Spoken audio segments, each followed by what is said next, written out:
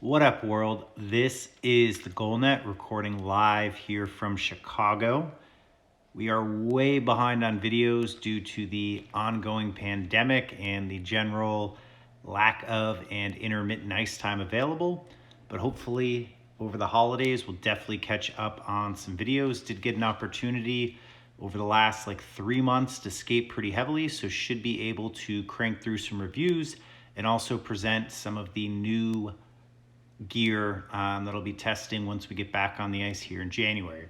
So today we are doing the deep dive on the CCM Axis mask.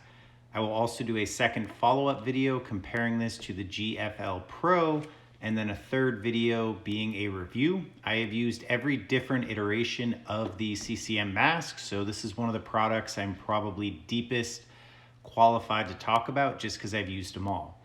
So one thing to note real quick is this is not the stock cage. I happened to get a white titanium pro stock cage a few years ago. So when I buy the helmets, I moved it there. And then as I've gotten demo masks, I pop the standard straight barred cage off and throw this one on. So just for any of the content with this, please note that the cage is not the stock cage. Past that, let's dive in. So first and foremost, I think most of the interesting stuff that we will see on this mask is on the inside. Anybody that picks this mask up will recognize the familiar design that started with the GFL Pro, or excuse me, the CCM Pro mask. I actually forget the name of the original one. Then the middle mask was the GFL Pro, and now we are on the Axis. So in terms of shape, the shape of the mask has not really changed that much. The first generation had 2 ear holes, then they went to the single ear hole, and since then, again, the design has not really changed too much. So what's really interesting about this mask is the internals. So with the GFL Pro, CCM used the D3O material for the first time, and again, I'll dive into that in a separate video. But it wasn't used in as many places, I think, as the average goalie would have expected or would have hoped. And here we are, as you can see, any of the orange material here is the D3O. And you can see, from what I can tell, it looks like it runs through a larger section of the forehead, which is great because obviously, this whole area right in here, the crown where the ridges are, is one of the most sensitive areas in terms of getting a direct impact and needing the absorption. So the increased use of the D3O is huge. And then you can also see a little bit there, it's added to the chin cup as well. So anywhere we see orange foam, we see D3O. And if you've noticed me moving the mask around, you'll see some yellow foam. We see the IQ gel there. And then most interestingly, we see the pod system here. So let's dive into some of the new technology in this mask. So again, D3O is used more throughout the mask than in the previous generation, and just about everything else inside of this bad boy. So the pod system, as you can see right there, is FI for fluid inside. So these pods came out of a university study and were then commercialized by a company called MIPS, which is in the helmet space for a long time. If you're into cycling, motocross, snowboarding, etc., you may know MIPS. It is a third-party helmet safety component that basically slips a little bit so that the helmet rotates during an impact and the person's head stays stationary to try and minimize forces and then things like concussions as a result of that. So fluid inside is a new technology from MIPS, which is a very established company in the helmet safety space. And what the concept behind these pods is that there is actually fluid inside them, hence the name fluid inside. And basically they give you a little bit extra absorption or cushioning when you get hit. And this may sound a little superficial, but basically the science or the research that they did around this design was around your brain's actual fluid. So if you're not aware, your brain sits inside your skull, and between your brain and your skull, there is a fluid, and that fluid acts as a shock absorber for your brain to try and minimize trauma whenever you're hit in the head. So that's your body's natural safety mechanism.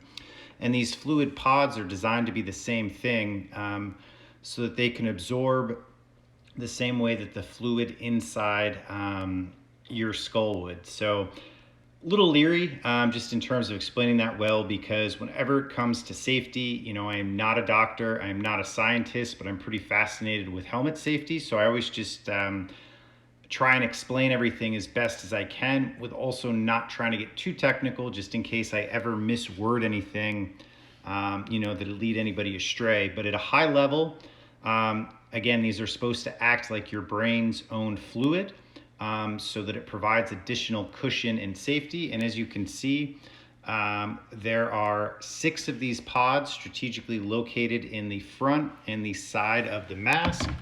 And if we get in a little bit here, you can see when you squish it, it kind of squishes down and it rebounds. Do it from this angle as well.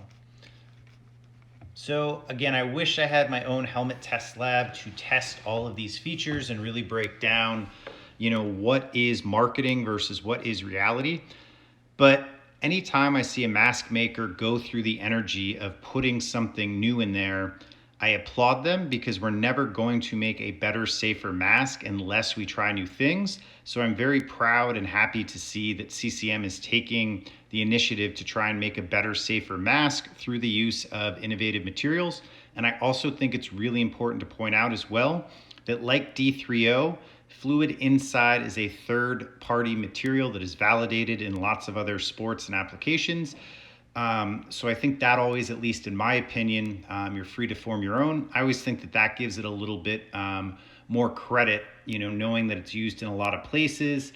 And a third-party company, like, their whole business is selling these materials. It gives me personally a bit more trust, that it's well thought out. And again, I wish I had the helmet test lab to verify it.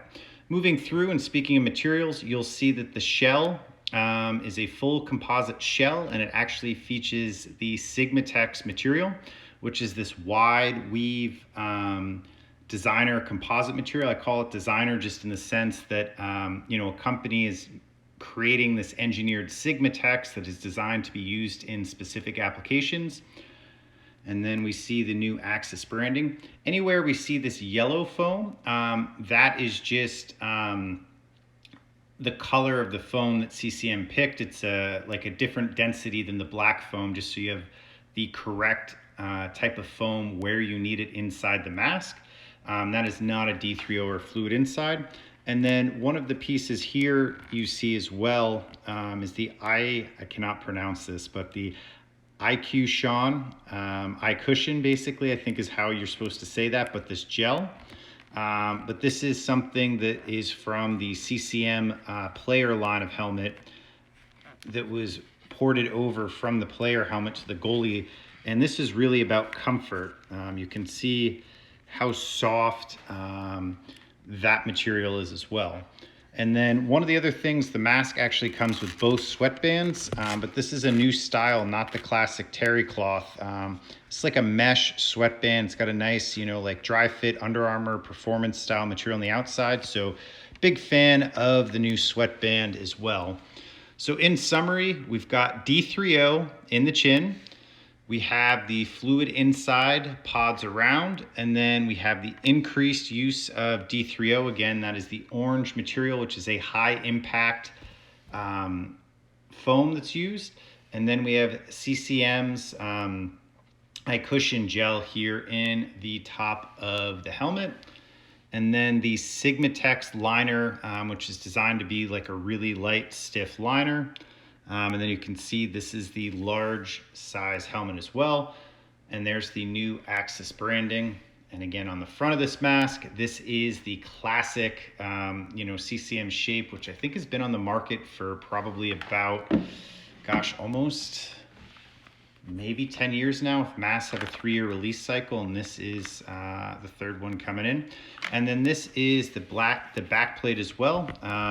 New update here. I believe this is the eye cushion gel as well on here, and maybe somebody works in retail and pronounces that better. Sorry for butchering it if I am. And then one of the other interesting things I always find on this mask as well is the screw in the middle of the back plate, just to make sure that the back place harness is staying in place on us. All right, so we're gonna throw this on the scale. One thing to note, again, this is not the stock steel cage. This is a titanium cage, which is lighter in weight, but I will compare it probably shell versus shell in the video with the GFL Pro, just to understand the weight change. And one other new subtle update is on the standard cage is you will get the clear plastic cage guard. So if you get your mask painted, that kind of helps avoid chips in this area. So big fan of that. So you can see we have this zeroed out in grams. And this mask comes in at 1,181 grams. And I'll do it in pounds as well, because I think probably a good chunk of the audience here is in the US and will appreciate that form of measurement. All right, so we got it zeroed down to pounds. And this is coming in at 2.6, so about 2.5 pounds for the mask. And one of the other things to note, and you may have caught it earlier when I was just kind of going through the tag here, but this is actually a large, and my GFL Pro was a medium. And the reason for the change is that the fit has changed a little bit, like not the shape of the shell, but with all the new padding layup, the fluid inside, the additional padding in the forehead and such, the mask sits just a little bit differently on your head. And if you follow a lot of my videos or Instagram content, you may have heard me hear or say in the past, I'm always right between sizes. I basically have a medium head with a bulky occipital lobe that always puts me between a medium and a large mask. So depending on the exact shape and the exact fit of the shell and the helmet, I go back and forth, oscillate between a medium and large. So after trying both of these masks on, I went with a medium in the GFL Pro in previous years and a large now. And that's also a mission critical point to make. I understand people may live remotely in Montana or somewhere where it's tough to get to a good hockey shop and try a mask on. So that's not lost, but hopefully with, especially during the pandemic going on right now, people learning how to do things differently, call a shop if you can, talk to them about the mask, your fitted head size. Maybe they can do measurements with you over phone or email with some pictures. Or if you live in an area like I live outside Chicago that has hockey shops, go and try the helmets on if you can, because you may be surprised just because you wear, a given size in a New Era hat or whatever, or you use a tape measure, it says your size is X. Turns out you really might fit in model Y. So that is absolutely important to do this, just to make sure that you get a proper fitting mask. And one of the other notes too is, speaking of masks, I always test pro level gear, but I do understand, some people definitely on a budget and not in the ability to do that. And I always find masks an uncomfortable subject because generally the second price point masks have less padding. From what I understand, the Axis 1.9 mask has been updated to include a lot of new features this year. So if you are a budget mask buyer, I haven't personally worn it, but definitely something you might take an opportunity to check out now, and definitely would applaud CCM as well for adding new safety and technology in the lower price point masks. So in summary, Axis mask, new for 2020, pro level mask, classic CCM shape that to me, reminds me of an updated version of the mask people may love of seeing in WA or Brodeur wear. Inside, which is really what matters, completely new, hugely upgraded, drastically different liner, all in the spirit of safety, and then a better shell layup as well with the new use of the Sigmatex outer fibers. So I appreciate you tuning in. Check out the rest of my channel for some great videos, and tune back in later for a comparison if anybody wants to know about this mask compared to the GFL or also the long-term review. Please subscribe below. This is the GoalNet, signing out.